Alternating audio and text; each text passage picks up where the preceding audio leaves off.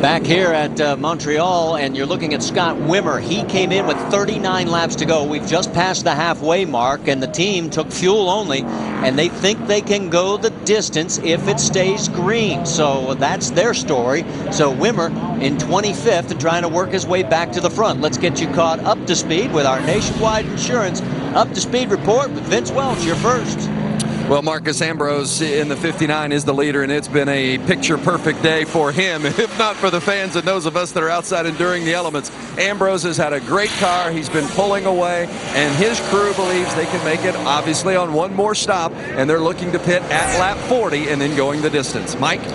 The big question in the Jacques Villeneuve camp right now is fuel mileage. Not too long ago, there was a big powwow between representatives from TRD and Mike Hillman Jr., the crew chief, trying to figure out just how far they can go. There's no information as to determine whether or not they can go the distance, but they're hoping to come in around lap 46. Meanwhile, Patrick Carpentier, well, he got a little bit of advice from a friend during the last caution period. He had his manager call a friend who has raced here frequently in the rain. That friend gave him some advice on how to take turn 6 and turn 1 a little bit wider when it comes to the rain. Then, of course, there is Scott Pruitt. That team came in here with some very high expectations. So far, they've been running pretty well and expect to compete for this win. The big problem they're facing right now, visibility. Next time down pit road, they're going to adjust the windshield wiper. The blade right now not functioning at all. Meanwhile, Marcos Ambrose, your leader, having trouble. He has gone off course, and here comes Jacques Villeneuve smelling blood. Ambrose looks like he may actually still hold on to the race lead. He's been very aggressive. I've been watching him. He's been wheel hopping it, and he's been very aggressive here in the slick weather, that's for sure. That's his first error of the day. Everything else has been picture perfect for Marcos in the 59. And Villeneuve right there behind him as the gap has narrowed, but boy, Marcos getting right back into rhythm. Let's go back, take another look. That was right there where Max got into it too, so that's very close. He got into that pavement. I think he stayed in that pavement before he got into the grass. Somehow still manages to hold on to the race lead. As we said, we've just passed the halfway mark, so this race is official. Wow. Down into the hairpin, and look at the crowd. Listen to him. Last time by, he was 4.5 seconds back. Now he's on his back bumper. Those fans are like, go get him, sucker. And these two have pulled away from third place, Patrick Carpentier, by 11 seconds. As you see the brake lights. And 4, I need 3 more laps.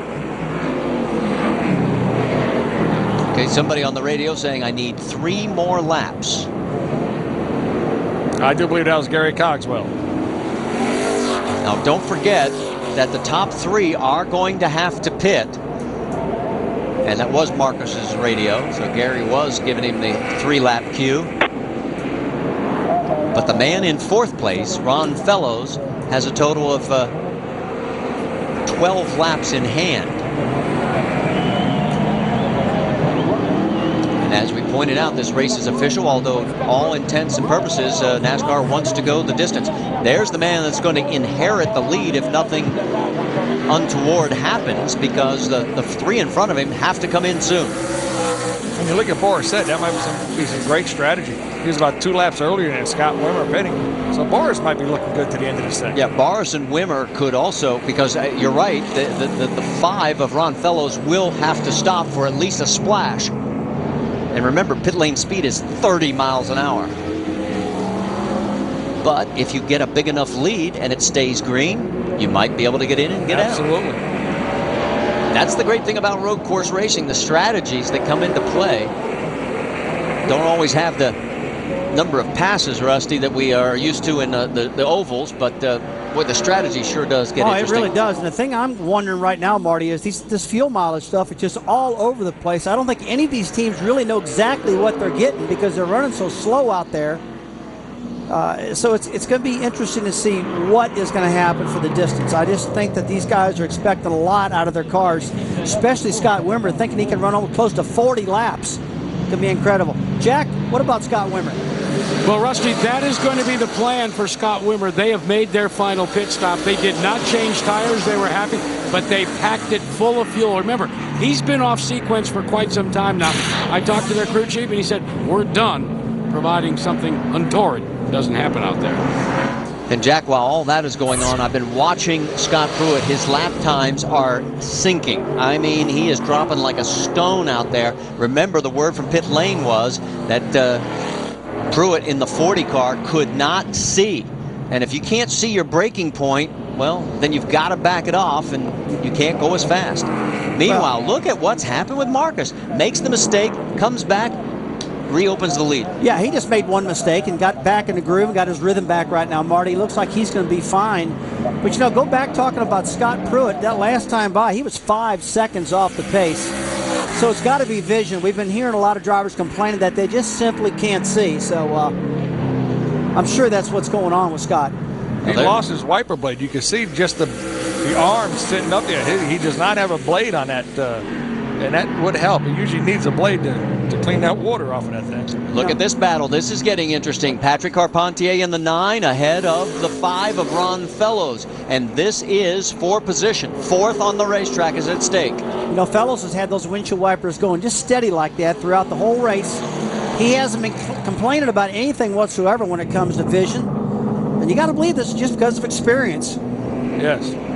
We get word that Greg Biffle is pulled into pit lane, Vince.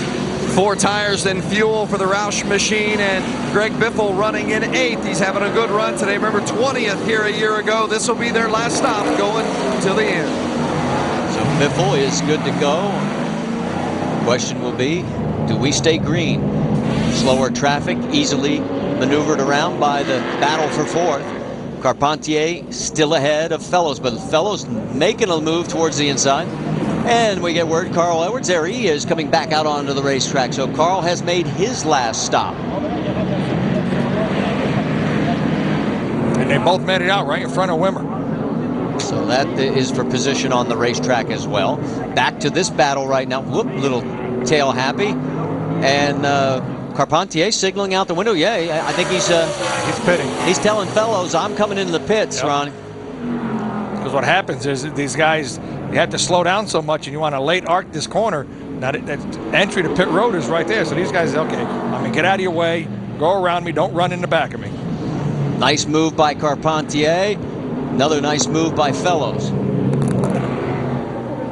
So here comes Carpentier, peels off from 3rd for his final stop in this very soggy day at Montreal. Down here at the end. It'll be fuel only, 2 cans. We'll pull the rear bar. We're going to go on the fuel, though. Go on me, Patrick. As you heard him say, we're going to pull the rear bar. A lot of guys have done that already, and he needs a little bit more forward bite. Oh, man, slow is fast on that. Slow is fast. Hey, Randy, it's got to cost We'll be fine here. It's got to cost a lot of time in the pit zone. Slow it down here. Correct. Looking left. Go straight. Put on the brake. And the team going to work, you can see them diving beneath the race car, disconnecting that rear bar. There was a lot of discussion over the radio between Kirk Almquist and Patrick Carpentier. Not really sure whether they should do it, but that is the way they're going to go. They're also going to take a full load of Sunoco race fuel. We go to Jackaroo. And my Clint Boyer is on pit road. Expect nothing except changing those outside tires. Now they're going to the inside tires. We take a quick look at them. They look fine. They're going to pack this full of fuel. They know that their teammate Wimmer is off and already has a few laps ahead of him. Boyer is off and away. And the stop was a little bit longer because the Jackman slipped and fell on the way around from the right side to the left side. They don't have rain sneakers. Yeah, I started to say that's understandable to slip out here in this pit road as wet as it is right now. That'll be the next invention by the shoe companies. Rain sneakers. Oh, Randy, I'll tell you. All right, take a look at Patrick Carpentier as he comes back out on the racetrack in 7th position. Let's take another look from the crew cam, and that is Brian Jacobson from Honesdale, Pennsylvania. They just drug the guy out from under the car. They really figured out that they could pull the pin on that rear sway bar about the same amount of times it takes to fill it up. Here comes our leader,